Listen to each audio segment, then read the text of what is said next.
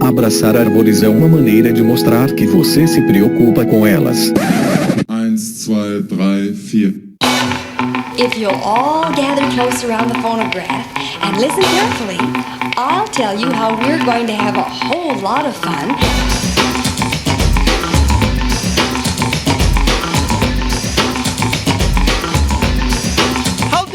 Aqui é Fernando Lima e este é o Desabraçando Árvores, um bate-papo sem firulas sobre ecologia e conservação, a vida, o universo e tudo mais. E eu estou aqui diretamente de Atibaia e eu estou de volta! Adivinha, doutor, quem tá de volta na praça? E eu já explico, daqui a pouquinho eu já explico a minha ausência. Então, galera, nós estamos aqui com o episódio 78 do Desabraçando Árvores e nós trazemos para vossas mercês a segunda parte de 3 episódios sobre a história da primatologia no Brasil. A primeira parte, ou seja, o episódio de lançamento desta série, ou seja, o episódio 77, foi lá com a participação de ninguém mais e ninguém menos que Russell Mittermeier e Anthony Hylands, meus caros e minhas caras. Ninguém mais, ninguém menos que essas duas lendas da conservação e da primatologia. E essa série, pessoal, na verdade é a série para apresentar a série, porque a ideia original era que fosse um episódio contando a história da primatologia no Brasil, que era, na verdade, para apresentar a série de 4 episódios especiais do Que Bicho é Esse? Cada um falando sobre uma espécie. Nós vamos entregando aqui já os spoilers que a Miriam já deu no último episódio, que nós vamos trazer informações sobre história natural, ecologia, curiosidades e muito mais informações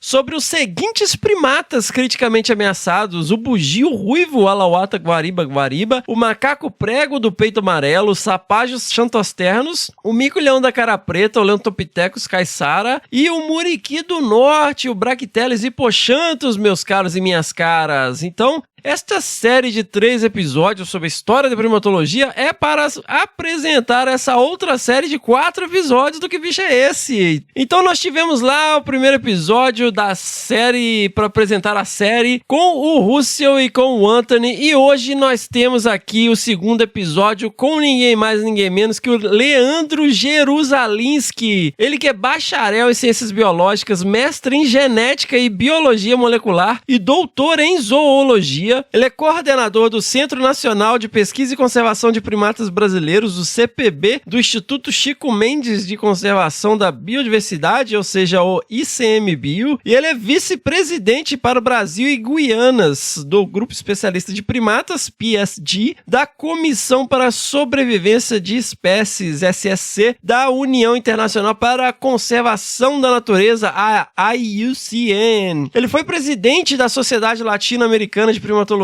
e ele é membro dos conselhos diretores da Sociedade Brasileira de Primatologia e da Sociedade Internacional de Primatologia, além de ser pesquisador colaborador do programa Macacos Urbanos da Universidade Federal do Rio Grande do Sul. E não é tudo, senhoras e senhores, porque nós temos também o nosso querido padrinho, o nosso maravilhoso Fabiano Biwan Kenobi Rodrigues de Melo. Ele que possui graduação em Ciências Biológicas pela Universidade Federal de Viçosa, mestrado em Genética e Melhoramento pela Universidade Federal de Viçosa, doutorado em Ecologia, Conservação e Manejo da Vida Silvestre pela Universidade Federal de Minas Gerais e pós-doutorado em Antropologia pela Universidade de Wisconsin, nos Estados Unidos. Ele é professor associado do Departamento de Engenharia Florestal na Universidade Federal de Viçosa, Minas Gerais, e é orientador de mestrado e doutorado nos programas de pós-graduação em Ciências Ambientais pela UFMG, em Ecologia e Conservação pela Unemate e em Ciência Florestal e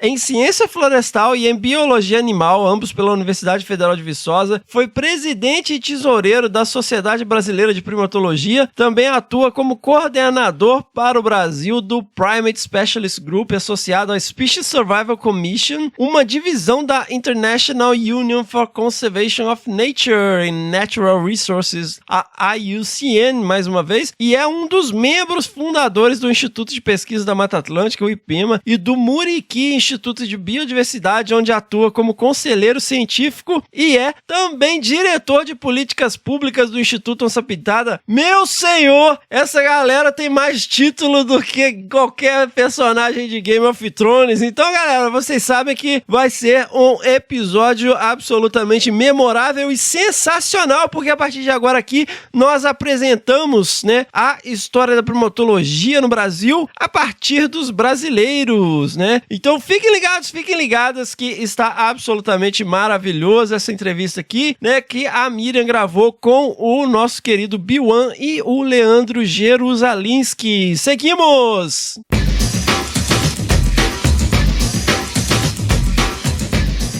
Moçada, essa série maravilhosa de 4 episódios aí, cada um deles sobre uma espécie de primata ameaçada de extinção na Mata Atlântica, é apoiada com muito orgulho pela Rewild. A Rewild protege e restaura a diversidade da vida na Terra por meio de colaborações inovadoras entre indivíduos, comunidades, povos indígenas, governos, cientistas e empresas para impulsionar soluções para as crises urgentes do nosso planeta. Uma mudança radical requer uma colaboração radical, sensacional. A Rewild foi lançada em 2021, combinando mais de 3 décadas de impacto e de conservação, fundada por um grupo de renomados cientistas da conservação, junto com o maravilhoso, incrível, inenarrável Leonardo DiCaprio. A Rewild tem a missão de proteger e restaurar a natureza para construir um planeta próspero onde a vida floresça, meus caros e minhas caras. E a Rewild está apoiando esse nosso projeto dessa série especial com essas 4 espécies. Então fiquem ligadas. Os links, né, para as ações aí da Rewild estão no post do episódio. Seguimos!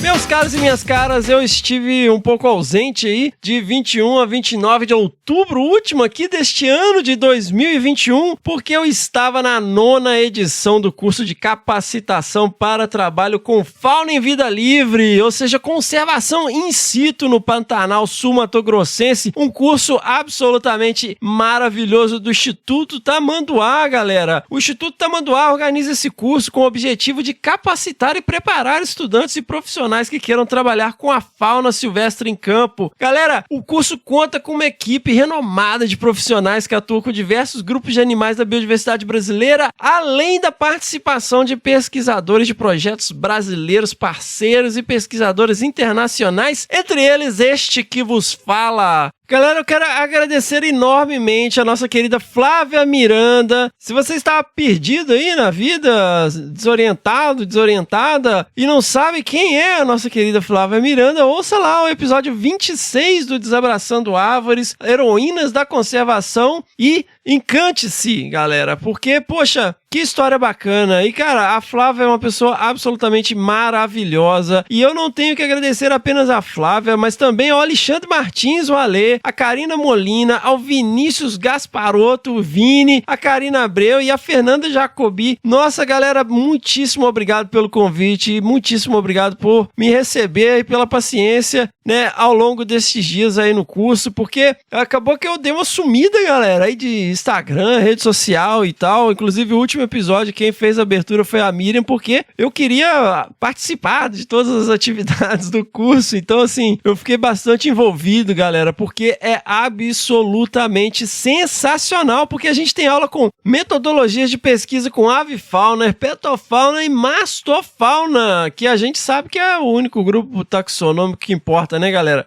Ironia.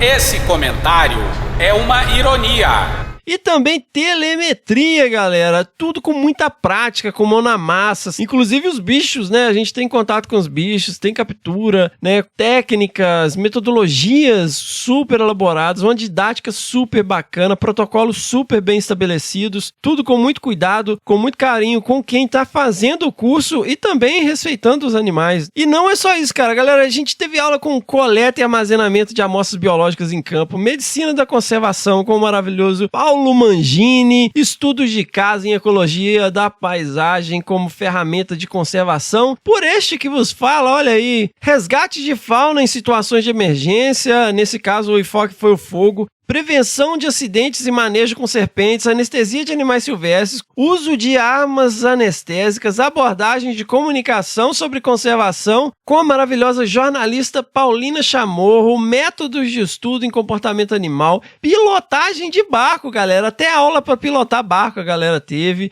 controle de espécies invasoras e super importante, tivemos várias palestras sobre captação de recursos para pesquisa, e aqui eu vou usar as palavras do nosso querido amigo Paulo Mangini, que um projeto sem recursos é uma ideia, ele não é um projeto, é isso aí, galera. Quando você não tem grana para o projeto, ele é isso, ele é só uma ideia. Então, super importante, tivemos várias aulas, os alunos tiveram que desenvolver uma proposta de projeto, foi super bacana, e tinha atividade todo dia e todo dia à noite, teve safari noturno. Galera, pra quem é massozoólogo, cara, a gente via mão pelada, tamanduá mirim, tamanduá bandeira, cachorro do mato, coati, e eu tive a honra e o privilégio de passar um tempão com uma jaguatirica, e foi maravilhoso. E não só, na verdade, uma das coisas mais bacanas que eu vivenciei na natureza foi durante essas atividades, porque eu vi um grupo gigante de gaviões caramujeiros, né, uma revoada de gavião caramujeiro, que é uma coisa que eu tinha lido sobre, mas nunca tinha visto. E na hora aconteceu uma coisa muito bacana, que eu peguei assim o celular, eu tava sem câmera, peguei o celular pra, vou tirar uma foto, vou filmar e tal, eu falei, não vou não. Eu enfiei no bolso de novo, eu vou curtir esse momento. E foi isso que eu fiz, fiquei lá curtindo aquele momento. Pô, se dava praticamente pra você ver o contorno da térmica que os bichos estavam subindo. Uma experiência absolutamente maravilhosa, quase transcendental. Que bom do bom! E esse curso, galera, é feito na pousada Aguapé, no município de Aquidauana, no Mato Grosso do Sul, mais ou menos uns 200 quilômetros de Campo Grande. A pousada tá numa vegetação super típica de Pantanal, possibilitando a todos os alunos e todos os convidados, como eu no caso, a vivenciar essa riqueza do Pantanal. Então, galera, vocês vão ouvir falar sobre esse curso ad nauseam, porque eu vou repetir sobre isso várias vezes aqui. Nós vamos fazer um episódio só sobre o curso, né? E a importância dos cursos de campo cada vez mais. E também, galera, eu produzi cerca de 10 horas de conteúdo, né, com a galera lá. Então, vocês ainda vão ouvir falar muito desse curso e dessa galera sensacional do Instituto Tamanduá. Moçada, nem vou render tanto mais, porque, como eu falei, nós vamos falar bastante aí desse curso, nós vamos falar bastante dessa galera aí que participou, seja como alunos ou alunas, seja como instrutores ou instrutoras, vocês vão ouvir falar muito desse curso. E, curso de campo é sensacional, galera, e também é uma coisa meio rara, assim, com esse nível, né, de mão na massa, e, mano do céu! What did he say? Brother from the sky. Diz aí, amigo do Marquinho. Puta que pariu, Marquinho. Que curso sensacional, galera. Vamos que vamos.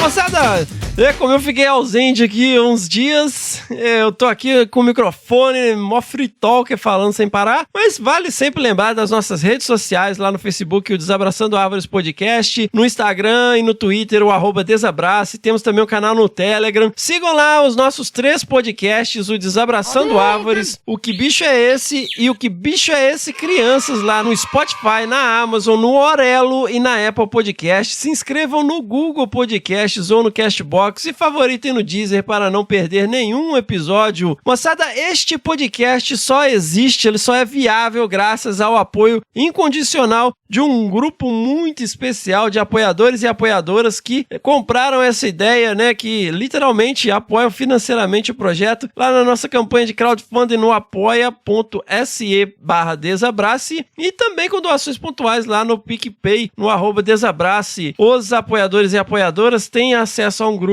exclusivo do WhatsApp, onde a gente troca várias ideias, fala sobre bastidores e também promovemos de vez em quando os Desabracevas, tem acesso aos episódios antes do lançamento. E outra forma de ajudar o nosso projeto, moçada, é na nossa lojinha, na loja.desabrace.com.br, onde temos lá camisetas, pets bordados, canecas, livros e kits de primeiros socorros. Comprando produtos na nossa lojinha, você ajuda este projeto a continuar existindo. Moçada, não deixem de enviar as suas pedradas no nosso e-mail, que é o primeirapedra@desabrace.com.br. Ele está lá no link do post. Mandem também os seus perrengues de campo, ainda dá tempo. E lembrando sempre as palavras de Jesus em João capítulo 8, versículo 7. Se algum de vocês estiver sem pecado, seja o primeiro a tirar uma pedra. Seguimos!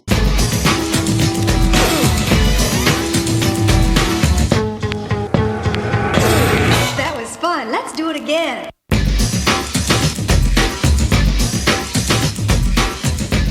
E eu estou aqui agora com o Leandro Jerusalinski, do ICMBio, e o nosso querido professor Fabiano Mello, para continuar esse episódio super especial sobre os primatas ameaçados da Mata Atlântica. E a gente está agora trazendo um pouco de contexto, introduzindo como surgiu a primatologia no Brasil, quais são os órgãos, né, que representam essa área e estão aí fazendo todos os esforços para a conservação desse grupo. E por isso, eu queria realmente agradecer o tempo de vocês, Leandro, ter conseguido encaixar aí um horarinho para conversar com a gente nessa agenda lotada que você tem, né? Miriam, um prazer estar com vocês aqui hoje. Na verdade, há muito tempo, né, eu acompanho o programa de vocês e é um enorme prazer estar conversando com vocês aqui, com todo o público que acompanha esse podcast. E Bião já é de casa.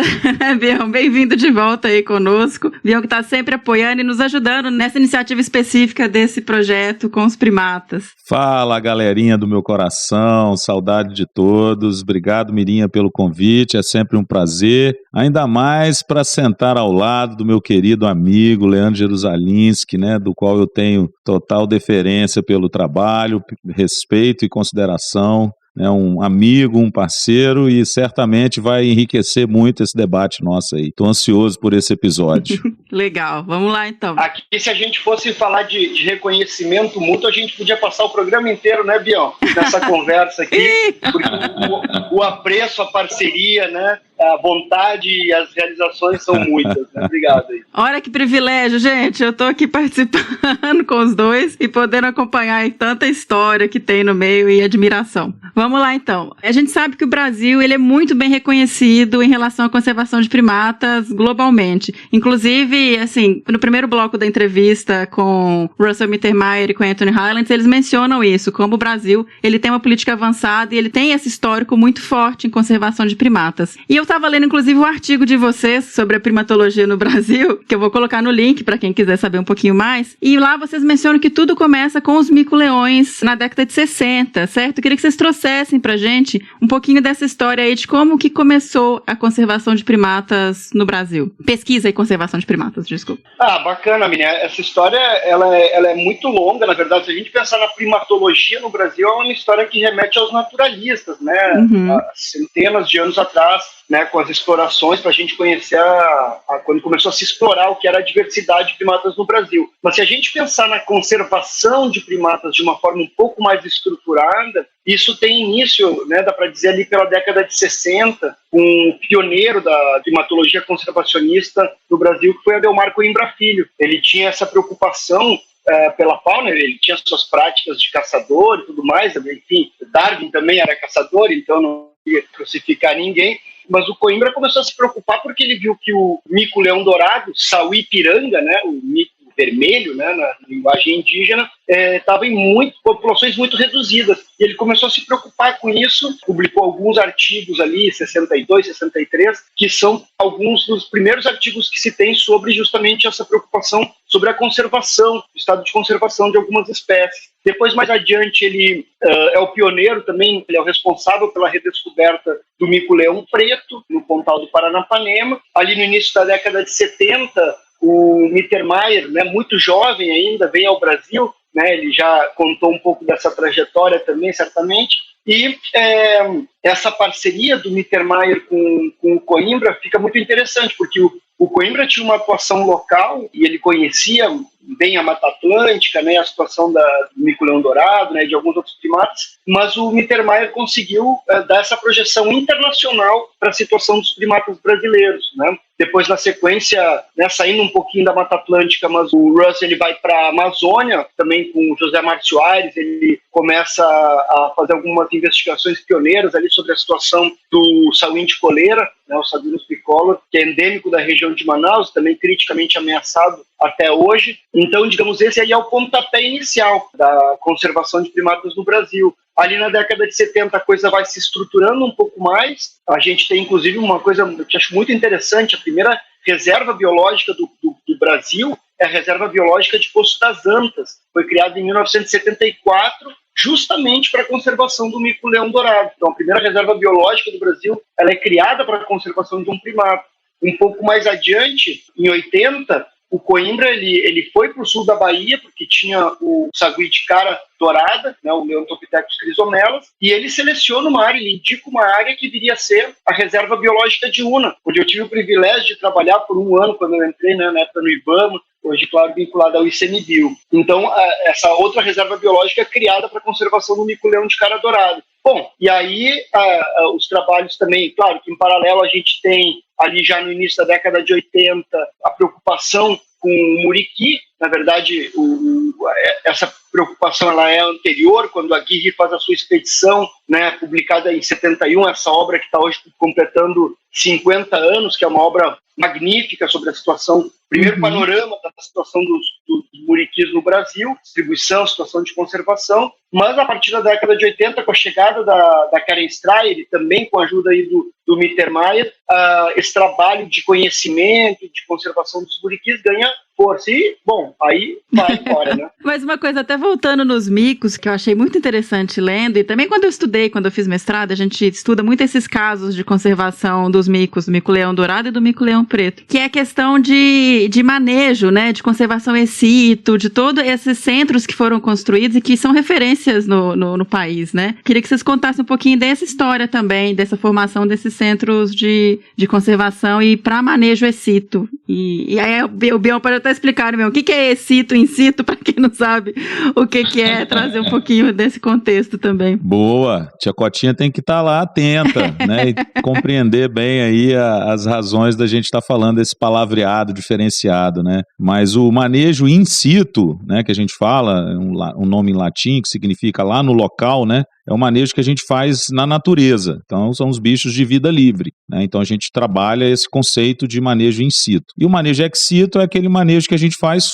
fora da natureza, ou seja, animais normalmente que estão em cativeiro. Então, a gente trabalha esse conceito ex situ para os bichos que estão em cativeiro, que são encontrados em zoológicos, em centros de pesquisa, como você mencionou aí, né, em criadouros. Hoje nós temos diversos empreendimentos de fauna, né, vamos dizer assim, que são aquelas modalidades de empreendimentos que podem abrigar fauna em cativeiro, tá? Então, é claro que a conservação hoje, né, principalmente para espécies ameaçadas, ela só é bem sucedida quando a gente faz um bem bolado entre o manejo in situ, que é proteger as populações na natureza, e eventualmente quando a gente precisa recuperar populações a partir da reprodução em cativeiro, né, que é o manejo ex situ. Isso é muito bacana, porque me dá a oportunidade também de contar um pouco dessa história. O Coimbra, ele criou em 71 o Banco Biológico da Tijuca, esse local, né, de manejo ex situ, né, tinha justamente a intenção, o que o Coimbra queria era ali, colocar alguns casais de mico-leão-dourado para que reproduzissem, para aumentar a população em cativeiro,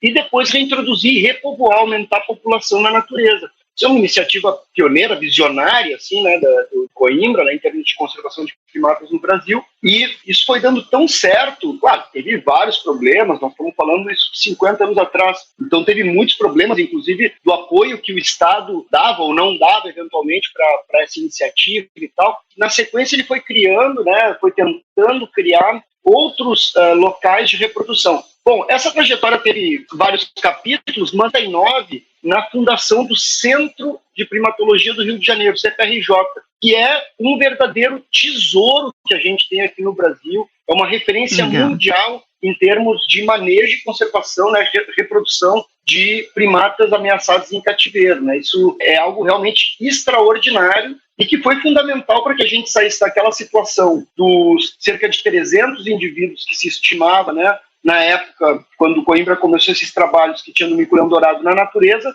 para hoje a gente ter cerca de 2.500, 3.000 aí, dependendo das estimativas, varia um pouquinho, mas a gente conseguiu, inclusive como modelo também, o mico-leão preto, né, menino, como tu colocou, também passou por esse processo a partir de uma população fundadora resgatada do alagamento da hidrelétrica de Rosana, né, no Pontal do Paranapanema, o resgate de alguns indivíduos, de alguns grupos ali de mico-leão preto, a reprodução no CPRJ também, e esse trabalho de manejo integrado, como o Bião falou, né, manejo in situ, ex situ, e a gente conseguiu tirar essas duas espécies, o mico-leão dourado e o mico-leão preto, da situação de criticamente em perigo, está ali na beira da extinção, para em perigo, que não é uma situação muito mais confortável, mas pelo menos teve o risco de extinção um pouquinho reduzido, né?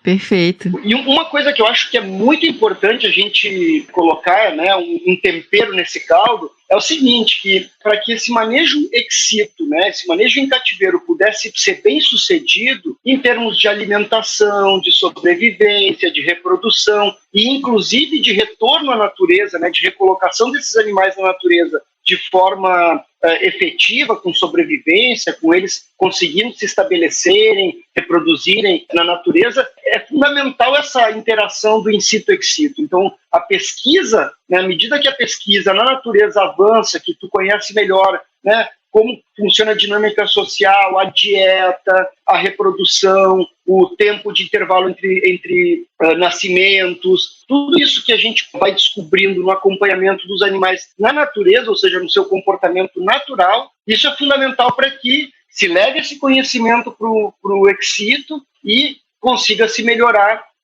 a sobrevivência, a reprodução, pensando nessa estratégia integrada de conservação, né? Isso é fantástico, porque é realmente essa visão holística que se teve na época, que, né, traz ainda para os dias de hoje, porque, igual você mencionou, a reserva de Poço das Antas, depois Una, também tiveram outras lá no Pontal, a questão também do hábitat. Então, você está fazendo o manejo ex situ, você está fazendo a pesquisa in situ e, ao mesmo tempo, você precisa de hábitat para as espécies. Então, muitas das reservas que a gente tem hoje foram criadas em função da primatologia, do estudo de primatas e da conservação de primatas. E isso é uma iniciativa fantástica, né? A gente está focado, né, nessa parte de conservação, mas, por exemplo, o Centro Nacional de Primatas, que fica em Belém, no Pará, ele tem uma vocação biomédica, né? Então, naquela época, a conservação de primatas, de fato, era algo muito novo e que pertencia a um universo pequeno de pessoas preocupadas, como o Leandro lembrou aí bem, quem foram esses atores.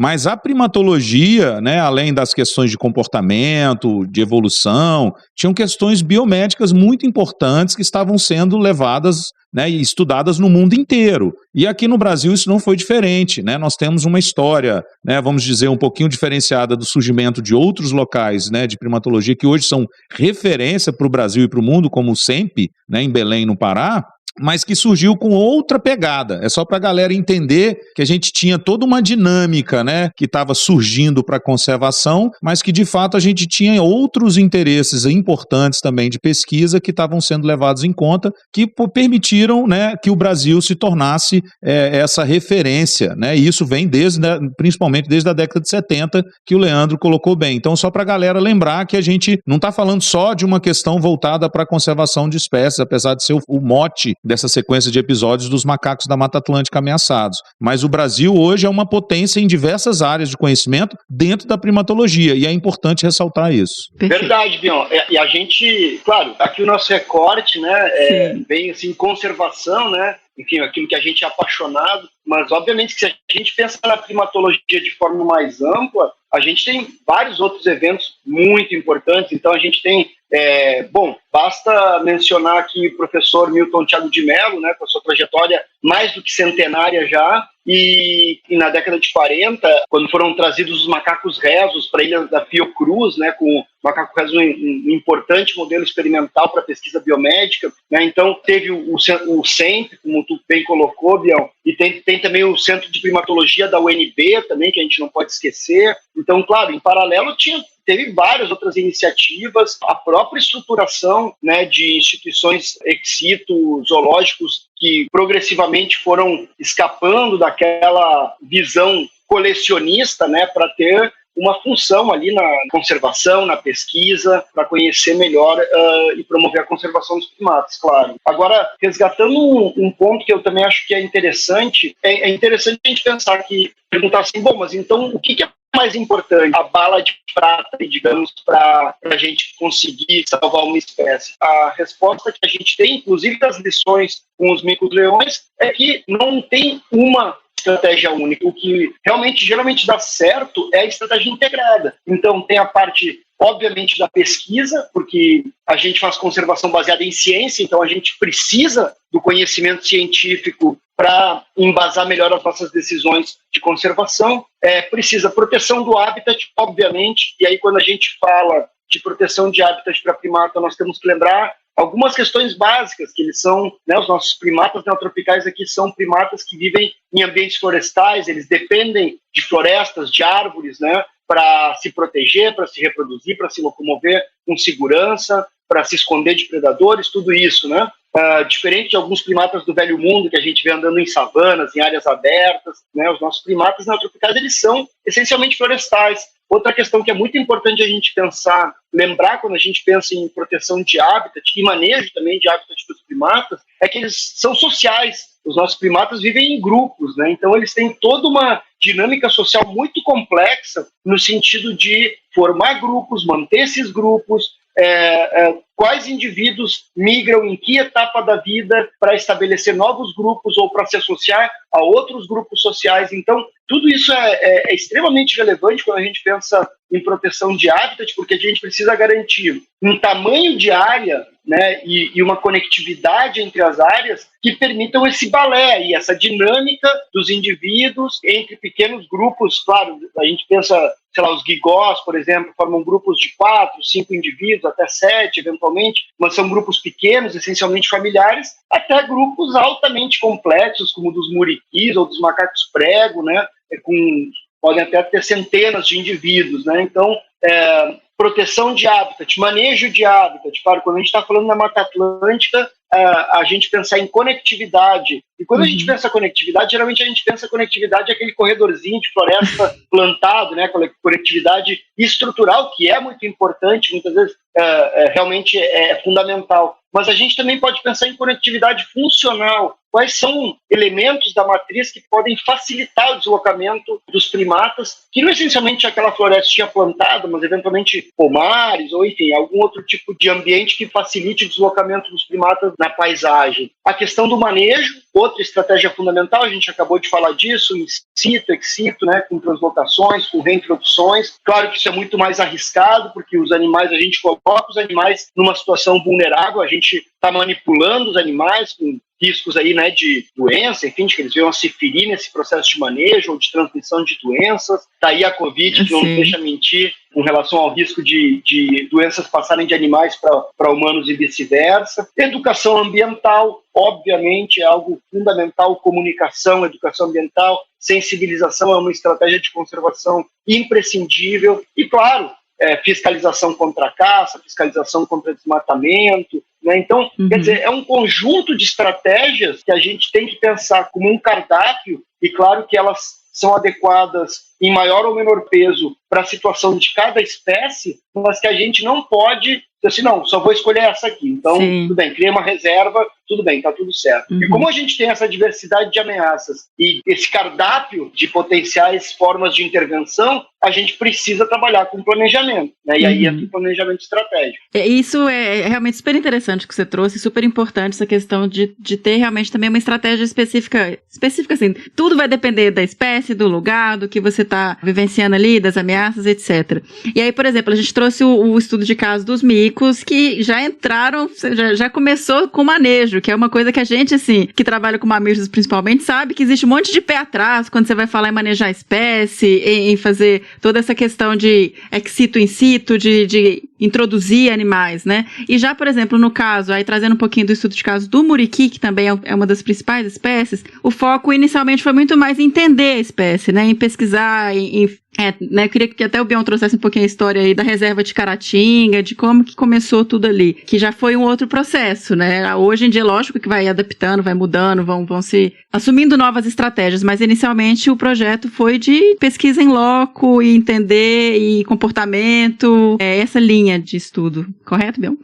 Corretíssimo, e a gente pensa, né, que é bom esses dois exemplos, né? O Leandro trabalhou bem essa questão do mico-leão, da importância dele, como o manejo foi crucial logo de cara, você tem toda a razão. O muriqui já foi o contrário mesmo, né? A gente teve uma abordagem que começou principalmente a partir da monografia do Aguirre, né? O Leandro já nos lembrou aí, 50 anos da publicação dessa monografia, que foi em 1971, onde ele detectou, né, onde existiam muriquis ainda, como é que estava o status de conservação dessas populações e o que precisaria, por exemplo, ser feito para tentar, né, salvar a espécie, etc. E aí começaram, né, a fazer os movimentos para compreender melhor essas populações, que hoje a gente sabe que são duas espécies, né? Naquela época era só uma espécie que era considerada, né, o muriqui, Bracteles arachnoides, e hoje a gente sabe que nós temos o muriqui do norte, que é o Bracteles hiposhantes, e o muriqui do sul, que é o Bracteles arachnoides mesmo, né, que ficou com o nome da espécie original. E aí, na década de 70, a partir desse estudo do Aguirre, outros pesquisadores, né, no Brasil, o próprio Mittermeier, que veio aqui preocupado com os micos-leões, também levantou essa bandeira do muriqui, né, o muriqui, o bicho, né, tudo indica que é o maior macaco das Américas, e hoje a gente fala, né, confirma que o peso dele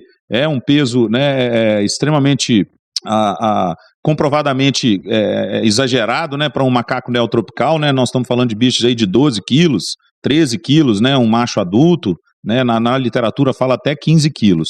E, felizmente, né, com esse movimento, em 1982, 83, a doutora Karen Stryer, que é uma americana, veio estudar os muriquis aqui no Brasil. Então, daqui a 2 anos, a gente vai estar fazendo 40 anos de pesquisa, né, que a Karen iniciou os trabalhos dela no Brasil, em Caratinga, na estação que era conhecida Estação Biológica de Caratinga, hoje é a Reserva Particular do Patrimônio Natural Feliciano Miguel Abdala, que é uma unidade de conservação particular, que é muito legal, né, e isso tudo, obviamente, fruto do trabalho que a Karen vem desenvolvendo com os muriquis. Então, Caratinga, Miriam, ficou ali o centro de estudo, né, de conhecimento sobre a biologia, a dieta, comportamento do muriqui, graças à pesquisa original da Karen, que gerou, né, o doutorado dela. E a partir do doutorado dela, ela implementou esse projeto de pesquisa, que é, Mirinha, não sei se todo mundo sabe, mas um dos projetos mais longevos da primatologia mundial. E a gente precisa colocar isso nitidamente para quem nos ouve, no sentido de que o sítio de estudo de Caratinga, do qual a Karen iniciou os trabalhos e hoje coordena, né, as pesquisas há quase 40 anos, se equipara aos sítios de estudos, por exemplo, da doutora Jane Goodall e da falecida Diane Fossey, né, a Jane Goodall com os chimpanzés na África e a Diane Fossey com os gorilas. Então, assim, são sítios até um pouco mais antigos do que o da Karen, mas junto com o da Karen, são os sítios mais longevos de conhecimento sobre primatas no mundo, né? E, por exemplo, muita coisa que a gente sabe sobre história, aí sim, Mirinha, a gente pode falar em história de vida, né? Porque se conhece a vida inteira desses bichos que nasceram, cresceram e que morreram nesses sítios, né? Então, são estudos únicos, muito preciosos, e que hoje, Mirinha, só para encerrar, fazem toda a diferença para a gente trabalhar o manejo do muriqui, porque é um conhecimento básico, né? O Jerusalinski lembrou isso aí. A gente não faz conservação sem ciência. E essa ciência de qualidade que a Karen implementou em Caratinga, ela é crucial para que a gente possa fazer as ações de manejo que a gente está implementando para a espécie. Então, assim, é incrível, assim, né? Falar da história de conservação dos muriquis. É o inverso dos micos, mas as duas estratégias hoje estão sintonizadas nos planejamentos estratégicos que o Leandro vai aprofundar um pouco mais aí. Eu acho que é bem bacana lembrar essa história, né, de Caratinga, porque hoje é uma das duas maiores populações de muriquis, né? A gente tem a Estação Biológica de Caratinga e o Parque Estadual da Serra do Brigadeiro, são as duas maiores populações do muriqui do norte, né, do Bracteles hiposhanus. São basicamente essas duas áreas concentram aí metade do que tem de indivíduos, né, muriqui do norte no mundo e na natureza, porque nós não temos ainda essa espécie em cativeiro ainda, né? Mas é legal a gente lembrar que a Estação Biológica de Caratinga, onde tem esse trabalho já de várias décadas, está prestes a comemorar 40 anos, é um dos estudos de mais longo prazo no mundo, como o João falou, e é o estudo de mais longo prazo contínuo nas Américas, né, com primatas neotropicais. É fantástico, né? E aqui um reconhecimento e um abraço para a Keren e para toda a equipe, né? Todas as dezenas de colegas e parceiros pesquisadores que passaram por Caratinga e que ainda estão lá. Mas é bacana a gente lembrar que aquela área só existe, aquela população só existe por causa do Feliciano Miguel Abdala, que é justamente que dá o nome à RPPN. A Estação Biológica de Caratinga é oficialmente uma unidade de conservação na categoria de RPPN, Reserva Particular do Patrimônio Natural, é uma reserva privada, e o Feliciano Miguel Abdala, que tinha lá sua produção, né, naquele tempo, né, nós estamos falando de muitas décadas atrás, ele dizia assim, não, pode tirar madeira, só não pode caçar os muriquis, não mexe nos muriquis. Ele gostava dos muriquis, né, e então o pessoal tirava lá madeira, tem foto até o pessoal serrando árvore e tal, não sei o quê. Tu vê que como mudou, né, hoje a gente tem a gente sabe que o muriqui sem as árvores não vive, né, sim. Mas naquele tempo, bom, tudo bem, tirar uma árvore aqui não vai fazer problema. Então, ele foi fundamental para que aquela área se preservasse, ele acolheu a Keren depois das pesquisas, né, ele cedeu uma casinha lá para ser a base de pesquisa, e a partir dali, então, deslanchou o trabalho. Depois foi criada a RPPN, então reconhecida como unidade de conservação, e claro que à medida que o conhecimento foi avançando, a preservação da área também avançou muito, né? E acho que é muito bacana também a gente pensar nesse contraste, né? Essas duas estrelas de primatas da Mata Atlântica que a gente tem, um mico-leão e um muriqui, acho que é muito bacana a gente pensar, da mesma forma que não existe bala de prata em termos de estratégia de conservação, não existe receita de bolo. Não adianta dizer assim, olha, com os micos-leões está dando certo isso, ou deu certo tal estratégia, então vamos fazer a mesma coisa com o guigó, com o macaco prego, com o muriqui, Não, é diferente, tá? Por quê? Porque cada um a gente tem que entender como é que é a biologia natural da espécie, a ecologia, qual é o problema, quais são os problemas, as ameaças que estão colocando a espécie em risco, e a partir daí disparar estratégias customizadas, né, direcionadas para cada espécie e muitas vezes para cada local. Né? De repente, a situação que está colocando em risco os bugios ruivos no Rio Grande do Sul não é a mesma que está colocando os bugios ruivos em risco, sei lá, no sul da Bahia. Então, a gente tem que conhecer cada situação para a gente poder direcionar estratégias efetivas. E, claro, isso também tem a ver com que a gente não tem recursos infinitos, né? Sim. A gente não tem milhões de pesquisadores ou de pessoas envolvidas na conservação. Seria ótimo se tivéssemos cada vez mais, né? A gente não tem um monte de instituições com um monte de dinheiro e veículos e GPS e, enfim, instituições de cativeiro, enfim. Então a gente precisa dosar e direcionar esses recursos que a gente tem de forma muito efetiva para aquilo que pode realmente causar uma diferença e gerar um efeito de mudança positiva na situação dos primatas, né? E uma coisa que, quando você até mencionou a questão dos colegas que trabalharam lá, é que esse centro também, essa área de estudo da Keren, inclusive a doutora Keren Strayer vai estar conosco no episódio sobre os muriquis, então temos esse privilégio também, foi o impacto dela na formação de pessoas, né? Assim, eu lembro que na faculdade tanto de gente que fez estágio e que trabalhou lá, então assim, são 40 anos de projeto, imagina isso em termos de formação de primatólogos e de iniciação em pesquisa com fauna, então também tem esse papel, né, de formar pessoas para conseguirem os trabalhos com outros primatas, outras espécies, outros grupos. A Keren formou lá, ela abriu espaço para formação, porque muitas vezes a orientação formal foi feita em parceria com outros colaboradores, como com o Sérgio Mendes, da Universidade Federal do Espírito Santo, e outros colaboradores, né, César Hades, enfim, vários outros pesquisadores também renomados na primatologia brasileira. Mas acho que é muito interessante, alguns aspectos chamam a atenção nesse processo aí. Primeiro, que muitos dessas dezenas, eu não me lembro o número exato, mas é algo em torno de 80, ela vai contar melhor isso certamente, se tornaram lideranças de projetos de pesquisa, não necessariamente só com o muriqui, mas na conservação de primatas no Brasil, ou na conservação da natureza no Brasil. Então, se a gente vai buscar, né, fazer aquelas brincadeiras de genealogia, né, quem formou quem está trabalhando onde, a gente vai encontrar um Rimoli, vai encontrar um Rodrigo Cambará Printes no ICMBio, enfim, vai encontrar dezenas realmente de pessoas colocadas e em posições de liderança na primatologia brasileira. Outra questão que eu acho muito importante, fundamental, desses 80 e tantos, cerca de 90, com uma exceção, todos são brasileiros. Então, a Keren e esse projeto dos muriquis de Caratinga se dedicou a instalar capacidade no país. Isso é muito interessante porque faz link com uma discussão que está muito em voga, que é a descolonização, né, da primatologia ou da ciência de forma geral no mundo.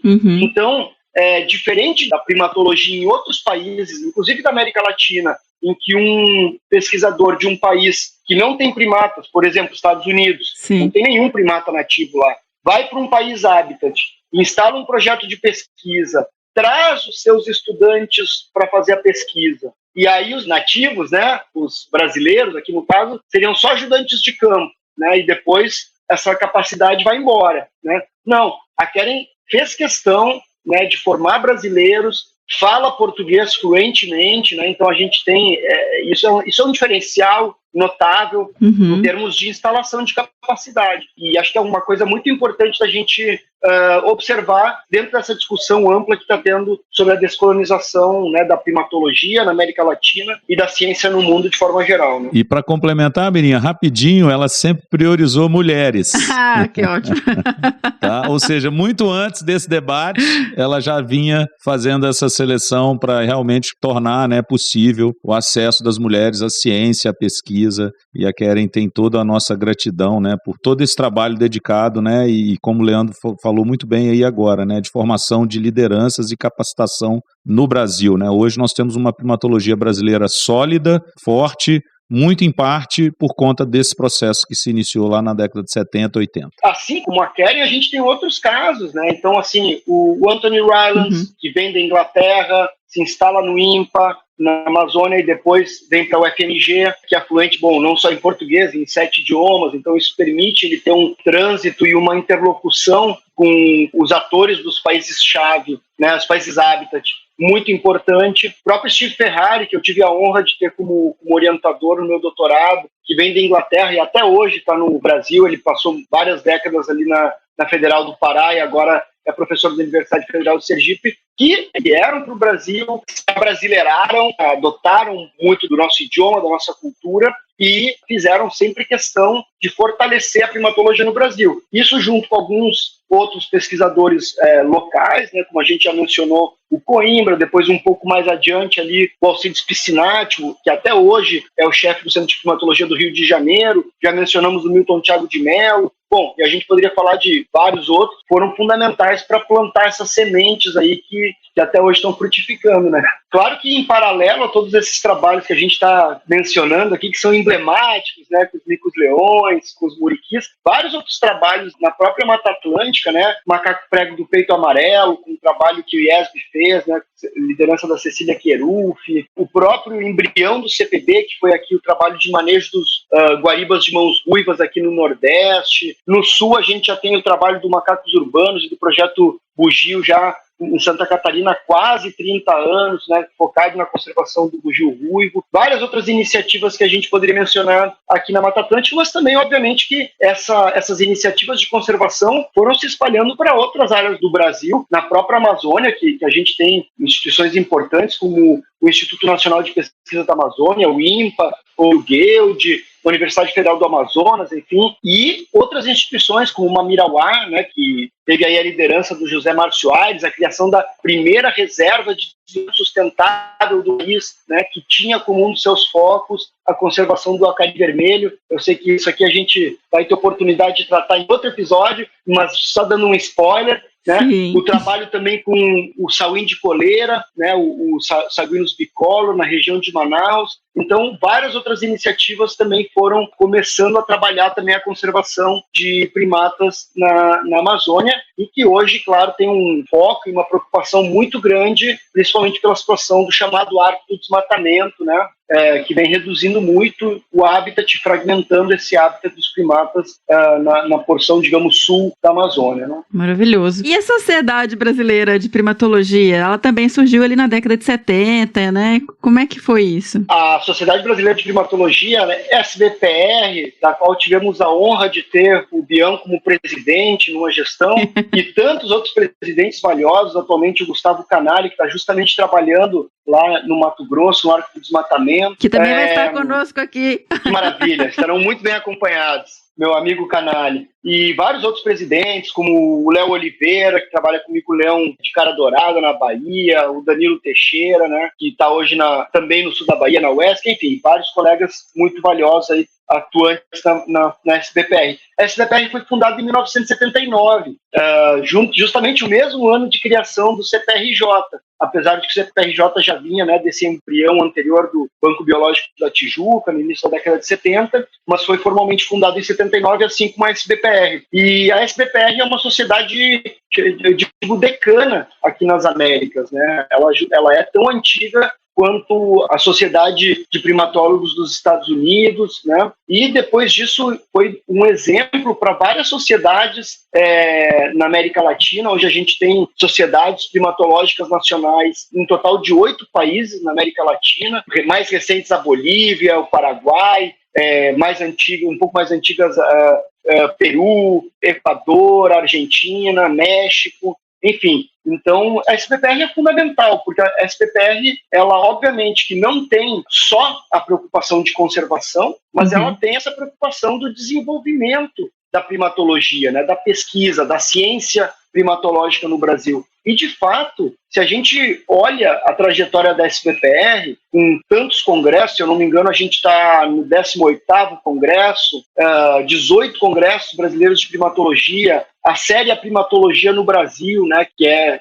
essa série de volumes, aí acho que chegamos ao 14º, né, Bião, se eu não me engano. São verdadeiros 15º já. 15º, que são tratados sobre a situação da primatologia no Brasil. Nós estamos num momento da Sociedade Brasileira de Primatologia muito especial, com vários grupos de trabalho muito atuantes em comunicação, em saúde, em eventos. Vem aí o evento Macaqueando em Rede, né, que vai ter muitas mesas super interessantes, e ela é fundamental para todo esse trabalho de desenvolvimento da primatologia e é um parceiro fundamental na conservação dos primatas no Brasil. E em paralelo, ou na verdade um pouquinho depois da criação da SBPR, também a gente vale lembrar nessa história, os cursos brasileiros, né, os cursos de primatologia, de formação em primatologia, que o professor Milton Thiago de Mello liderou, que eram chancelados como especialização pela Universidade de Brasília, e que foram fundamentais para a criação de uma geração de primatólogos no Brasil. Basta mencionar aqui Bica Marques, André Hirsch, enfim, se a gente começa a falar,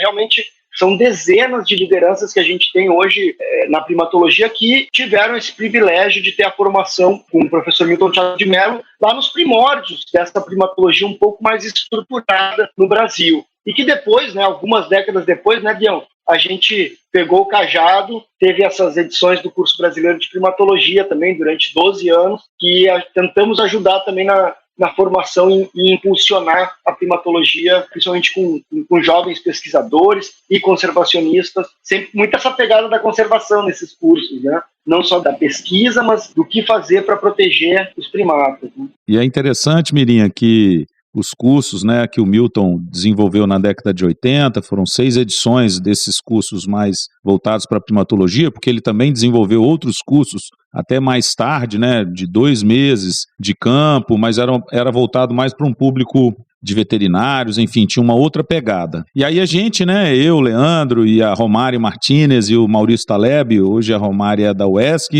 e o Maurício Taleb da Universidade Federal de São Paulo, da Unifesp, a gente se sentia muito órfão, né, desse aprendizado, desse momento da primatologia, porque a gente é de uma geração depois. Então a gente teve, graças a inclusive um chamado do próprio professor Milton, né, num congresso que eu era presidente em 2007, imaginem vocês, pessoal, um senhor já lá para os seus...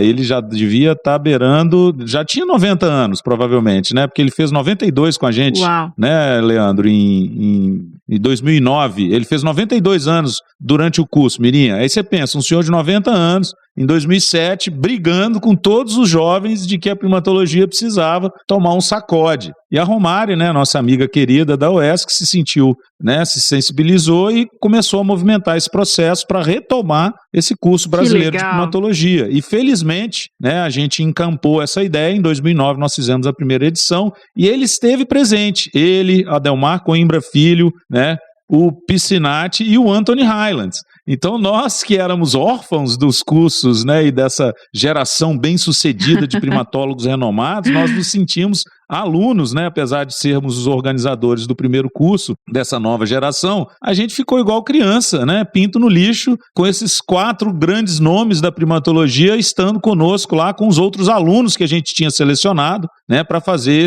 essa retomada de cursos, né. Então, foi assim um momento incrível na vida da gente, e o Leandro lembrou, a gente já formou aí algumas dezenas em 6 edições, né, fizemos a última edição nesse formato em 2018, inclusive no Parque Estadual do Rio Doce, e a gente formou aí algumas dezenas de alunos que hoje também já estão, né, levando seu mestrado, seu doutorado, muitos já até acabaram o doutorado, são professores, também são novas lideranças na primatologia. Então a gente juntou, né, 2 mundos da primatologia e a gente conseguiu consagrar aí com sucesso, né, essas edições de curso. Foi muito bom mesmo, muito bacana. Então, agora eu queria trazer um pouquinho dessas ações da parte de governo, né, dos comitês internacionais de conservação e manejo. Queria que você explicasse o que é isso, como funcionam pra gente, Leandro. Tá, muito bacana, porque isso também remete ao início da conservação dos primatas no Brasil. Ali, depois daqueles primeiros passos iniciais, na década de 60, início da 70, né, do século passado, se formou um grupo, né, de pessoas interessadas na conservação dos micos-leões,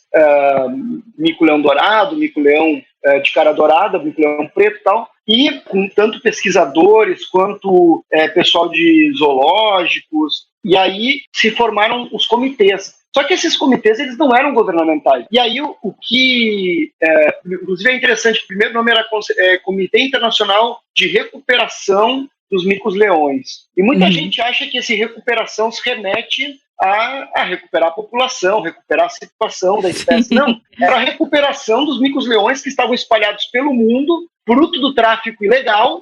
Então a ideia era recuperar essas centenas de animais de mico-leão dourado que estavam espalhadas por zoológicos do mundo. Então a ideia era recuperar esses animais para estabelecer um programa de reprodução em cativeiro e depois reforçar a população na natureza. Daí começaram os comitês internacionais, né, de conservação. E isso foi dando certo. Depois vale lembrar que em 73 a gente tem a assinatura da CITES, que é essa Convenção Internacional sobre a Comercialização de Animais Silvestres.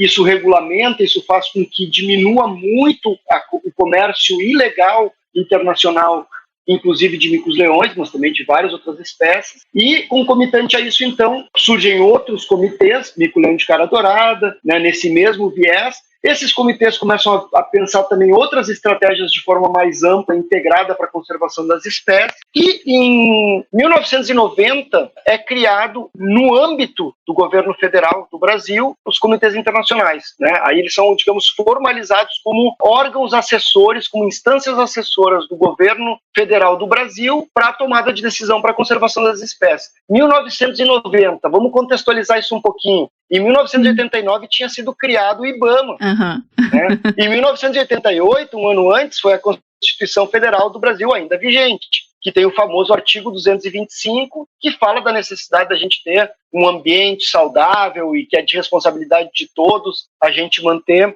né, o meio ambiente saudável para nós e para as futuras gerações. Então, 88 a Constituição, 89 o IBAMA, e em 90 os comitês, né, tirando proveito, digamos, dessas iniciativas, dessa estrutura interinstitucional que já tinha, o IBAMA reconhece esses comitês como instâncias assessoras formais do governo brasileiro para a tomada de decisões com relação à conservação dessas espécies. Os primeiros são os micos-leões, depois os comitês que tinham um comitê para cada mico-leão, eles são unificados como um comitê único de micos-leões. Na sequência é criado em 92 o comitê para os macacos prego, de peito amarelo, xantosternos, e o de crista, robustos, e isso vai servindo como modelo. A gente chegou a ter cerca de 40, ou um pouco mais de 40 comitês no Brasil. Foi um modelo que foi dando certo para onça, para aves, para arara, enfim, para vários outros grupos, cervídeos. Então foram tendo vários comitês que eram então essas instâncias interinstitucionais que serviam como assessores do governo brasileiro para pensar as estratégias de conservação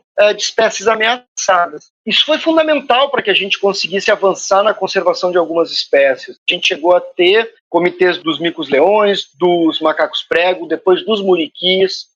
Chegamos a ter um grupo de trabalho para o sauim de coleira, um grupo de trabalho para os guigós ameaçados da Mata Atlântica e da Caatinga. Logo em seguida da criação do CPB, o que a gente fez foi dar uma reformulada, uma reorganizada nos comitês de primata, a gente tiver as espécies ameaçadas de primatas tendo a atenção de um comitê internacional, né, no qual a gente reunia os maiores especialistas do país e do exterior, pensando nessas estratégias para a conservação dos primatas brasileiros ameaçados. De novo, pensando numa contextualização, a gente tem em 92, ali então um pouquinho, depois a gente tem a Rio 92, a ECO 92, que é a Convenção das Nações Unidas para a Biodiversidade, né, para a Conservação da Natureza, realizada aqui no Brasil, e nessa convenção é criada a CDB, a Convenção para a Diversidade Biológica. E a CDB foi fazendo planejamentos progressivos, são planos estratégicos para a conservação da biodiversidade no mundo. Em 2002 é feito o primeiro planejamento estratégico, né, 10 anos depois da criação da CDB,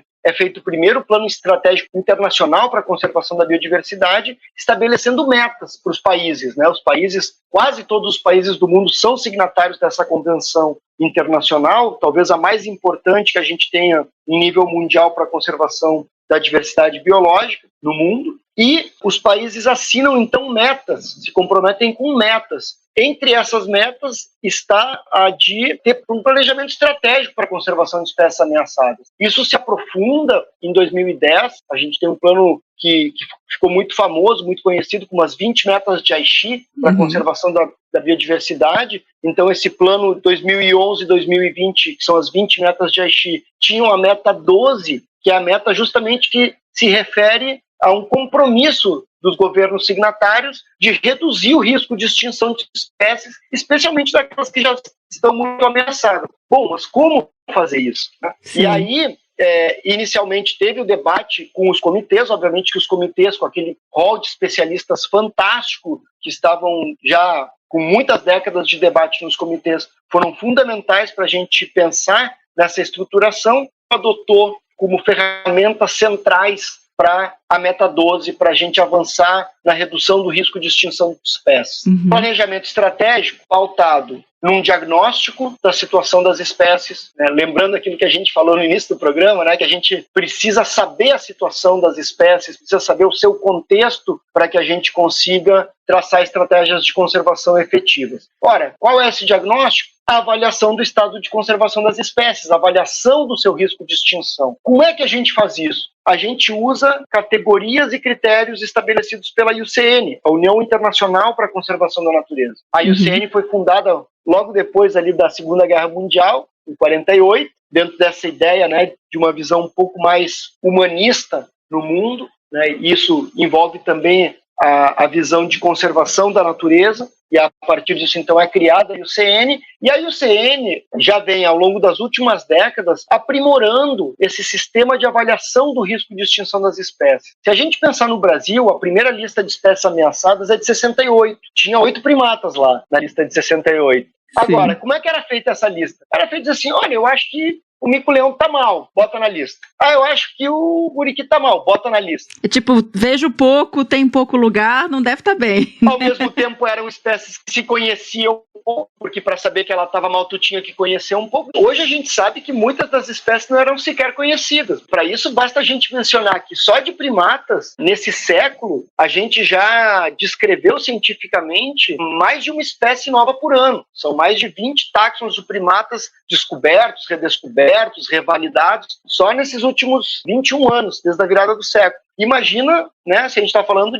da década de 60, 70, o quanto que a gente não conhecia com relação à diversidade de primatas que a gente tem no Brasil. Então, não se conheciam sequer as espécies, muito menos que elas estavam em risco de extinção. Com a aplicação sistemática das categorias e dos critérios da IUCN, a gente conseguiu estabelecer um padrão internacional para identificar quais são os táxons, né, as espécies, subespécies e tal, que estão em risco de extinção. O que são esses critérios, né? Isso é interessante a gente pensar, porque quando a gente fala, estou trabalhando com uma espécie ameaçada. Muitas vezes eu participo em bancas, atenção estudantes, estou trabalhando com espécie tal que está ameaçada de extinção. Eu pergunto por que ela está ameaçada? De acordo com qual critério da IUCN ela está ameaçada? E o pessoal não sabe responder. Isso é fundamental, porque para dizer que uma espécie está ameaçada, a gente tem que ter critérios. E esses critérios, a gente usa os critérios da IUCN. E o Brasil formalizou o uso desses critérios por meio da Portaria 43 de 2014 do Ministério do Meio Ambiente, que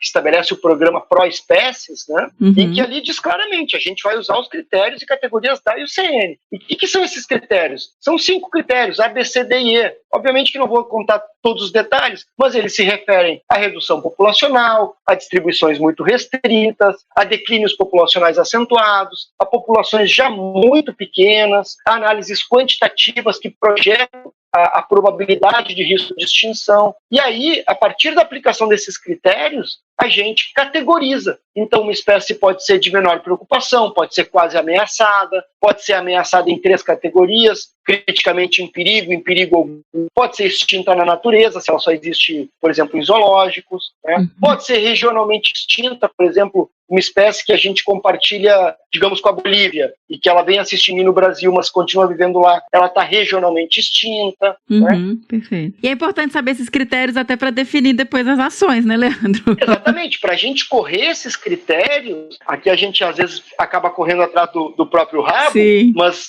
a gente precisa da pesquisa, a gente precisa da ciência, porque a gente precisa conhecer qual é a distribuição, qual é a abundância populacional, né? Tentar estimar quantos indivíduos tem numa população, tentar saber como é que está o nível de fragmentação, as áreas de ocorrência, eles estão só numa área ou tem várias áreas, essas áreas são grandes, são pequenas, estão conectadas, estão isoladas, então tudo isso a gente precisa saber. Tem muita caça, são espécies muito caçadas ou não? Claro, se a gente fala de buriquis, bugios, esses animais de maior porte, barrigudos na Amazônia, são muito caçados. Os menores são menos, mas às vezes os menores eles são caçados para outras finalidades, como iguaria, ou usos medicinais. PET, né? PET, exatamente. Então a gente tem que...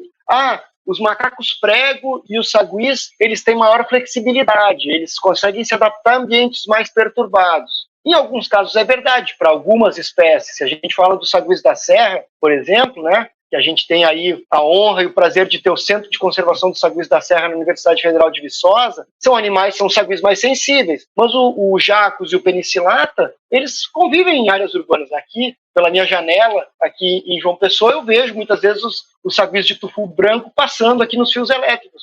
Que legal. Não, que legal não, porque muitas vezes eles morrem eletrocutados ou vão atravessar a rua, morrem atropelados. Então, nem sempre essa flexibilidade significa que eles estão livres de risco, ou estão se alimentando de lixo e se contaminando. Doentes, né? Desenvolvendo doenças. Então, a partir desse diagnóstico detalhado, da gente conhecer a situação da espécie, as ameaças, correr esses critérios, identificar a categoria, e por que a gente tem que categorizar? Também por alguma coisa que a gente já falou aqui, que é estabelecer prioridades. Obviamente que a prioridade, a urgência da gente trabalhar com uma espécie criticamente em perigo é muito maior do que a gente trabalhar com uma vulnerável e com uma menos preocupante. Significa que a gente não pode ter perguntas ou situações interessantes, locais, regionais, para as menos ameaçadas? Não, claro que tem questões super interessantes e importantes para a gente trabalhar com as menos ameaçadas. Mas se a gente vai trabalhar num planejamento estratégico, então, fazer planejamento estratégico significa estabelecer prioridades. Estabelecer prioridades muitas vezes significa escolhas dolorosas daquilo que a gente não vai fazer agora e do que a gente vai e precisa fazer agora. Porque a gente tem dinheiro e pessoal para fazer, né? Porque é o que limita muito o que a gente vai fazer. E condições, né, Miriam? Porque não adianta a gente dizer assim,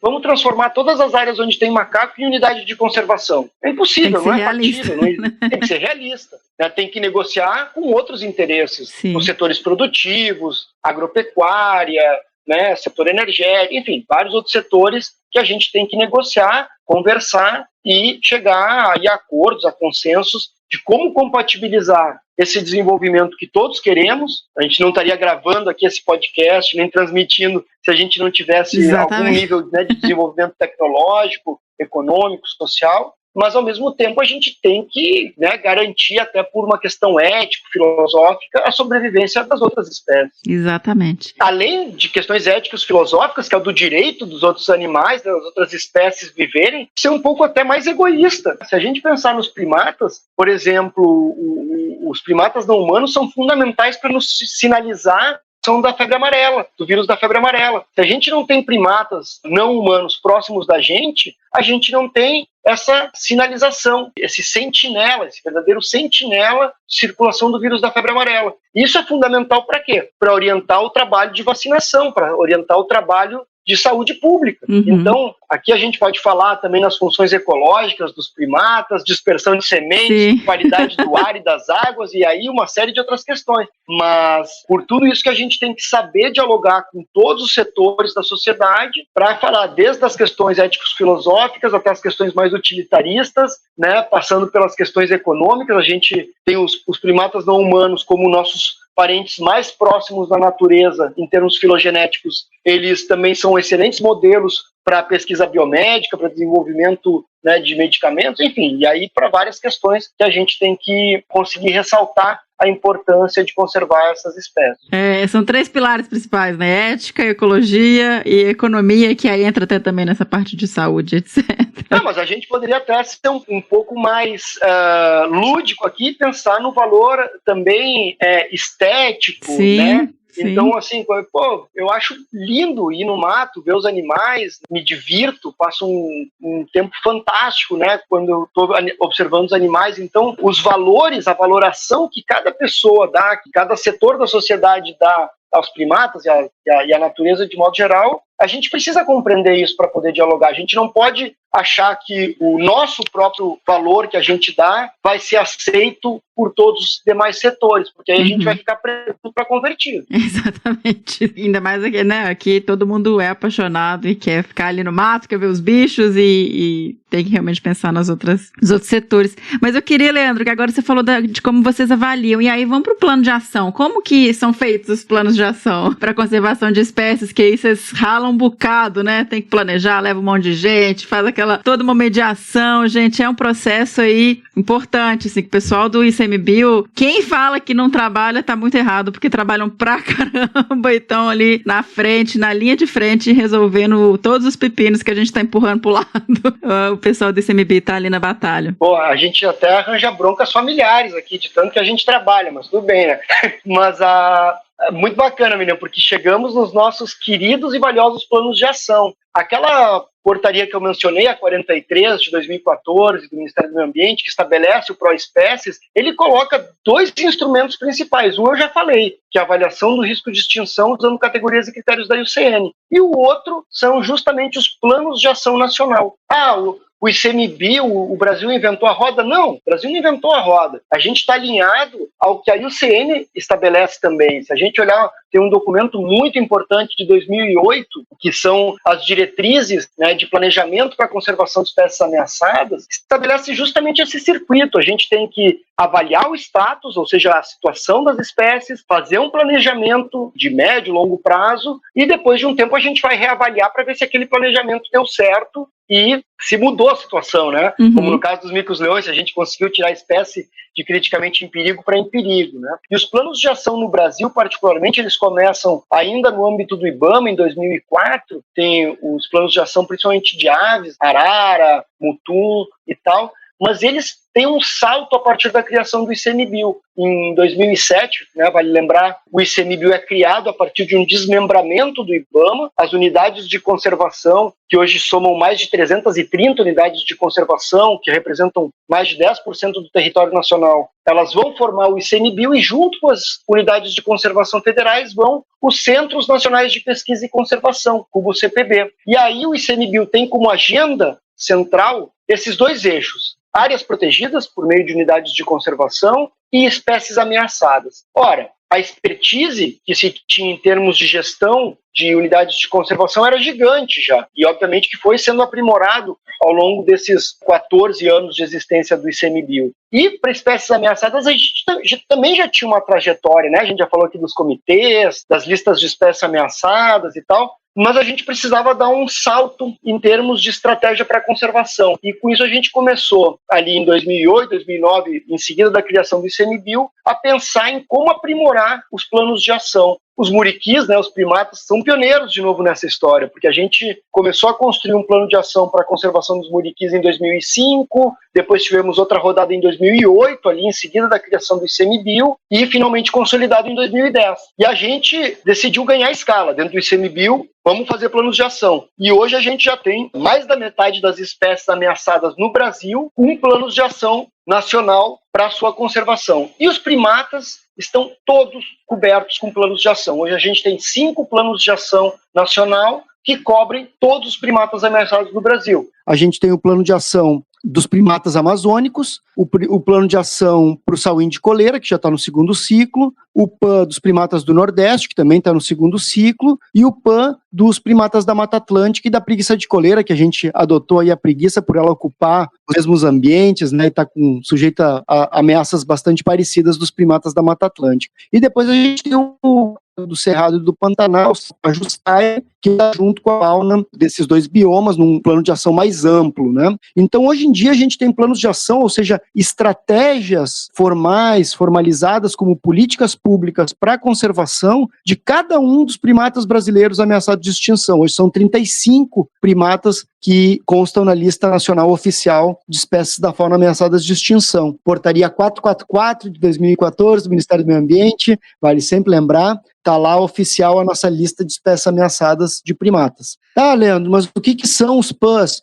Os PANs são um modelo de planejamento estratégico, né? Por isso um plano de ação, no qual a gente estabelece objetivos, que são as nossas grandes estratégias. Geralmente um plano de ação tem 4, 5, até 7, 8 objetivos estratégicos, cada um deles direcionado, via de regra, para uma das grandes ameaças às quais aquela espécie ou aquele conjunto de espécies está sujeito. Habitat, questão de manejo, questão de caça, fiscalização, questão de educação ambiental e assim por diante, né? Pesquisa, às vezes a gente precisa gerar algumas pesquisas específicas muito direcionadas para a conservação das espécies. Não vale dizer este projeto contribuirá para a conservação da espécie. Sim, isso é uma coisa que a gente sempre comenta aqui, que conservação, quando a gente fala em biologia da conservação, em projetos de conservação, não é um projeto, não é uma dissertação, é um conjunto, é um negócio que são várias peças de um quebra-cabeça, né, quando você fala em conservação, não é uma coisa sozinha. Exatamente, não,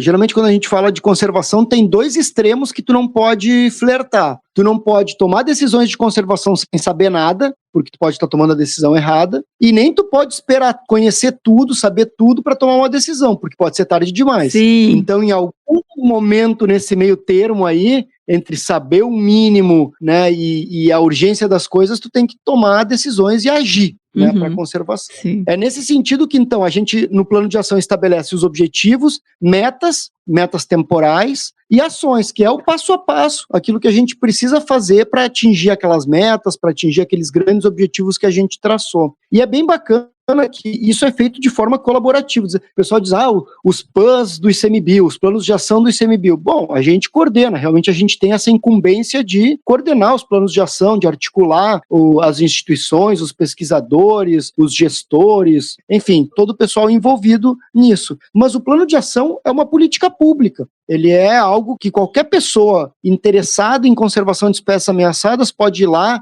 no site do ICMBio, procurar o plano de ação da espécie que ele gosta, baixar, ver, eu quero contribuir com essa ação aqui. Legal, beleza.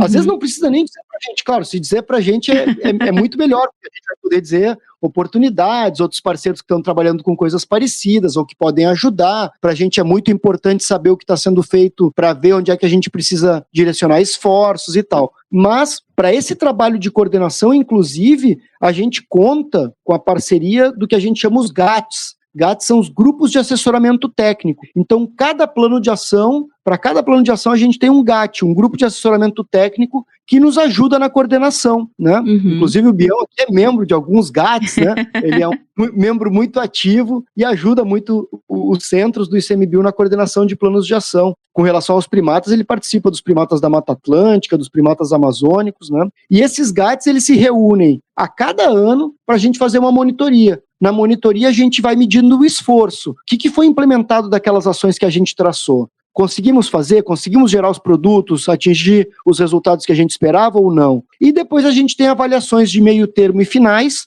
também com ajuda fundamental dos GATs, para a gente poder checar, verificar se a gente atingiu aqueles grandes objetivos, aquelas grandes metas que a gente tinha traçado. E, ao final de um ciclo de mais ou menos 5 anos, a gente, muitas vezes, refaz o planejamento, porque, como dizia um professor meu de planejamento é que nem banana, apodrece. Por quê? Por que apodrece? Fantástico. Porque a situação muda. Tu precisa replanejar e adequar o que são tuas prioridades à nova situação, às situações atuais do que está rolando no mundo, né? Perfeito. Essa área de planejamento de conservação e de definição de ações e de políticas públicas, ela é muito importante, gente, porque é isso, a gente está coletando informação, vendo a espécie declinando, e isso tem que, em algum momento, a gente tem que partir para ação para tentar reverter esse cenário, e aí, são nesses lugares que a gente faz isso, né? Tendo esses documentos em mão, e esses documentos, igual o Leandro falou, eles são públicos, eles estão abertos, você pode pegar e levar, sei lá, pro seu prefeito, sabe? Tentar procuração. Então, essas são as formas de você tentar atuar e reverter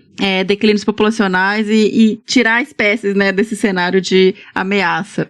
E aí, né, Miriam, assim, é muito bacana, eu participo, claro, além da minha atuação no CPB e também no grupo de especialistas em primatas da IUCN, eu também participo num outro grupo de especialistas que é o CPSG, o Conservation Planning Specialist Group, que é um grupo que justamente se dedica a desenvolver ferramentas para qualificar o planejamento estratégico para a conservação. Então, por exemplo, o software Vortex, né, para análises de viabilidade populacional, foi desenvolvido por esse grupo. O Outbreak, né, dedicado à avaliação do risco de surtos, de doenças, enfim, uma série de outras ferramentas. Vale a pena dar uma olhada no site lá do CPSG. Então, é uma caixinha de ferramentas que, dependendo das informações que a gente tiver na mão, a gente pode usar para qualificar esse processo de planejamento estratégico para determinadas espécies. Entretanto, eu costumo dizer que para a maioria das espécies ameaçadas, o básico do básico que a gente tem que fazer, a gente já sabe. Uhum. A gente sabe o que a gente precisa fazer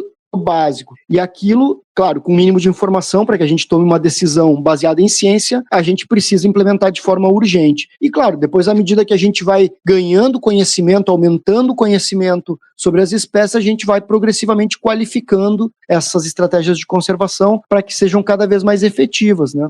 E é isso, né? Quando a gente fala em estratégia de conservação, parece algo, né, super distante, né? Complexo, né?